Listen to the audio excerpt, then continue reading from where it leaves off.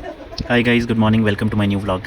हमारा नया trip start हो गया है और आज जो हम जा रहे हैं वो हम टिहरी गढ़वाल माँ सुरकंडा देवी माँ के दर्शन करने जा रहे हैं। अभी हम देवप्रयाग पहुंच गए हैं और आज का जो हमारा स्टे है वो देहरादून में रहेगा। देहरादून से कल मॉर्निंग में हम निकलेंगे और देहरादून से जो सुरकंडा देवी माँ का मंदिर है वो 70 to 75 किलोमीटर दूर है। ये आगे देवप्रयाग सिटी का व्यू देखिए और संगम का व्यू देखिए आप।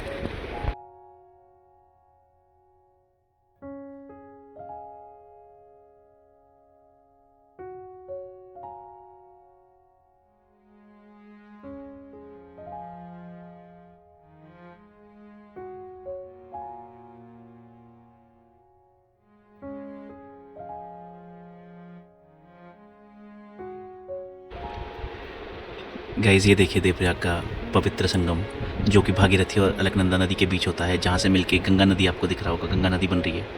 ये जो दो नदियाँ मिलती है इसको सास बहू का संगम भी कहा जाता है। और यहाँ पे बहुत सारे जो श्रद्धालु है या बहुत सारे लोग हैं जो वो आप देख सकते हैं गंगा स्नान करने भी आते हैं। इसको बहुत पवित्र प्लेस माना जाता है देवप्रयाग का। और यहाँ पे बहुत भीड़ थी तो अभी हमने सोचा कि इसका हम दर्शन करेंगे, लेकिन हम आते टाइम पे, क्योंकि अभी हमें देर हो रही है तो हम आते टाइम पे वापस गंगा में दर्शन करने आएंगे ज़रूर। गाइस, हम यहाँ पे ब्रेकफास्ट करने रुके थे और ये देखिए हमने कितना सुंदर व्यू देखा गंगा नदी का, बिल्कुल घाटियों के बीच। बहुत सुंदर व्यू है सीरियसली। गाइस, हम निकल गए आज देहरादून से सुरकंडा देवी माँ मंदिर के लिए, जो कि टिहरी गढ़वाल में है।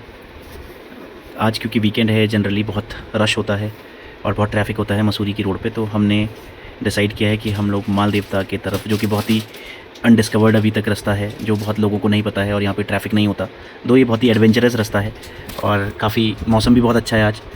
तो मैं, तेजस और तेजस की मम्मी एक स्कूटी में है, संजू और मेरी सासू माँ एक स्कूटी में है। अभी भी सुरकंडा देवी माँ मंदिर 49 किलोमीटर दूर है यहाँ से, बट वी आर एन्जॉइंग क्योंकि व्यूज़ बहुत अच्छे हैं रास्ते में और छोटे छोटे गाँव पड़ते हैं। बहुत ही, ये पूरा जंगल है, पूरा जंगल का रास्ता है यहाँ पे। बहुत हमने आगे बहुत सारे लैंडस्लाइड्स भी हो रखे थे और बहुत काफल के पेड़ भी है बीच में, बांज का जंगल है। ठंड थी, हमने सोचा कि ठंड नहीं होगी तो हम अपने लिए कपड़े भी वैसे हमने उस हिसाब से नहीं पहने थे, बट जब हम यहाँ पहुँचे तो हमें पता लगा कि बहुत ठंड है, क्योंकि रास्ता भी पूरा जंगल का रास्ता है और बारिश भी होने वाली थी। फिर हमने ठंड से बचने के लिए जो रेनकोट थे स्कूटी में वो पहने, क्योंकि बहुत ठंड थी। ये देखिए बीच में बंदर भी हमें काफ़ी मिले, गोनी बांदर बोलते हैं हम इनको। कई लोगों को नहीं पता होगा जो बाहर से देख रहे हैं गोनी बांदर क्या होता है। जिनका मुंह काला होता है उनको गोनी बांदर कहते हैं। ये देखो एक और गोनी बांदर यहाँ पे। गाइस देखो रास्ते में हमको क्या मिला है, यह है हिसर का पेड़। यह है हिसर पहाड़ी फ्रूट है ये, जो कि मैं बहुत टाइम बाद खा रहा था। जब हम छोटे थे तब हम इसको खाया करते थे जब भी हम खेलने जाते थे, क्योंकि ये बहुत सिर्फ इसी टाइम पे गर्मियों में होता है और बहुत कम लगता है ये। तो हमें रास्ते में एक बहुत बड़ा हिसर का पेड़ दिखा, जिससे हम हिसर तोड़ने लग गए। सासू माँ देखो हिसर निकाल रही है हम सब के लिए। संजू और तेजस एंजॉय कर रहे थे और सुषमा मुझे फोर्स कर रही थी कि मेरी हिसर के साथ फ़ोटो लो। अभी हमें यहाँ से लगभग 25 किलोमीटर और आगे जाना है। हम लोग बहुत बुरी तरह थक गए हैं। लेट्स सी आगे कैसे रहता है। गाइस 1:30 और हम लोग पहुँच गए हैं कद्दू खाल। कद्दू खाल से ही चढ़ाई स्टार्ट है सुरकंडा देवी। मतलब बहुत बड़ा ट्रैक नहीं, सिर्फ 1.5 किलोमीटर का है। तो ये देखो खच्चर लगे और ऊपर से रोप वे है। तो अगर हम रोप वे से जाते हैं तो रोप वे से तो बहुत शॉर्ट है, लेकिन हम लोग पैदल जाना चाहते हैं तो लेट्स सी। रोप वे का तो बहुत कम बता रहे। गाइस ये देखो अभी ना हम लोग ट्रैकिंग पे ही है और ये जो आपको दिख रहा है ये वाला, यहाँ से रोप पे जाता है। दिस इज़ अ रोप पे। बहुत भीड़ है यहाँ पे, जहाँ जाओ वहाँ बहुत क्राउड है।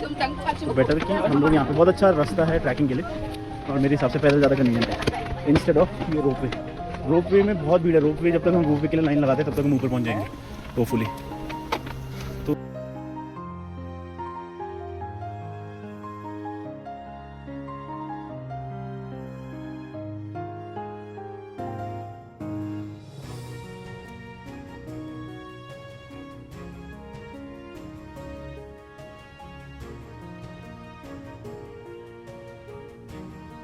गाइस बस हम मंदिर पहुंचने वाले हैं, ऑलमोस्ट देयर।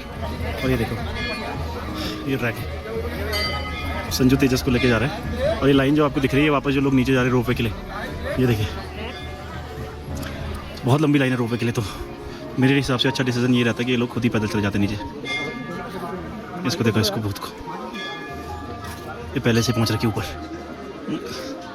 कम से कम हमसे 20 मिनट पहले ऊपर पहुंच रखी है। चलो मंदिर से दिखाता हूँ आप लोगों को। भाई बहुत डिसेंट है ट्रैक, ये कोई कम नहीं है। मतलब 2.5 से 3 किलोमीटर का ट्रैक है, बिल्कुल खड़ी चढ़ाई है ये वाली। बिल्कुल खड़ी चढ़ाई है। बाकी ऊपर से कनेक्ट करता हूँ। यही मंदिर में पहुँच गए हम लोग। जय हो मां सुरकंडा देवी। ये बिल्कुल इसका एंट्री गेट है। यहाँ पे हाथ धोएंगे।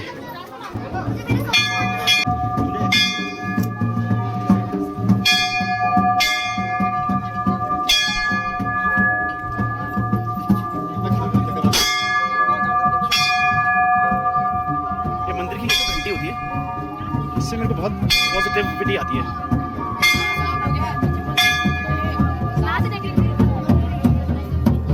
ये मंदिर है।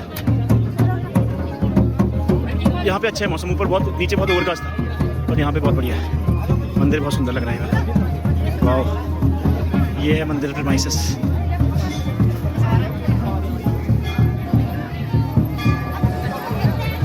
अच्छा, ये है मंदिर। वेरी गुड, मंदिर इज़ वेरी ब्यूटीफुल। ये लाइन लगी है, पूरा लाइन लगी। ये देखो भीड़ बहुत है यहाँ पे। गाइस ये देखो, आपको मैं ना सुरकंडा देवी माता मंदिर का पूरा व्यू दिखा रहा हूँ, 360 व्यू। यहाँ से ये मंदिर है, ये मेन मंदिर है, और इसका ही आपको ये देखो ब्यूटीफुल मंदिर, ब्यूटीफुल। ये देखो इसको, ये बहुत शैतानी करता रहता है। ये रोपवे से है, रोपवे से तो हमें लग रहा है कितना पास है, लेकिन और ये नीचे जो मार्केट है, ये कद्दूखाल मार्केट है। ये कद्दूखाल मार्केट है, हम यहीं से ऊपर चढ़े। ऐसे में कितना पास लग रहा है, लेकिन हमको पूरा आधा घंटा, मतलब लगभग 2.5 से 3 किलोमीटर दूर है। 3:10 हो गए और हम लोग नीचे निकल रहे हैं। नीचे उतर रहे सुरकंडा देवी माता मंदिर में। देखते कितना टाइम लगता है नीचे कद्दूखाल पहुँचने में।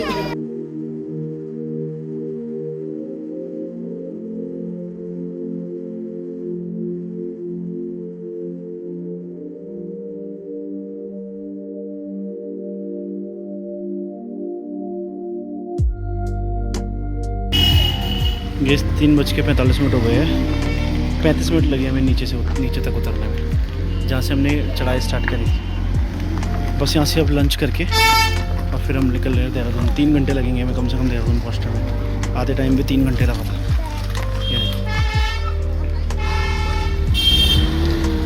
गाइस इट्स 8 PM एंड अभी जस्ट हम लोग पहुँच रहे हैं। आई मस्ट से आज का बहुत एग्जॉस्टिंग था, मतलब पूरा जर्नी, क्योंकि रोड भी बहुत संकरा था। और नेक्स्ट स्टेप में कल मैं घर निकलूँगा। सी यू टुमारो।